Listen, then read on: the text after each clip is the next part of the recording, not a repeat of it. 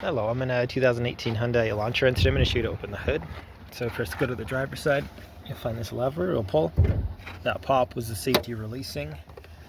And you probably can't see it, but behind this plastic there's a cable that's connected here. So if this is just completely loose, you might need to dig around behind there to reconnect a cable.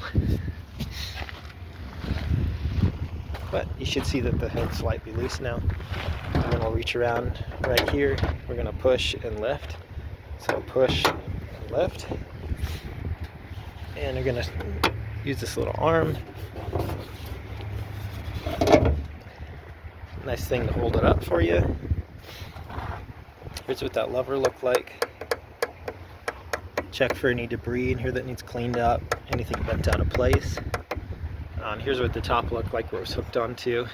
And then also double check that your hood's in proper alignment, because if this closes crooked, that could cause you issues as well. In the worst case, this is pretty inexpensive to replace if needed.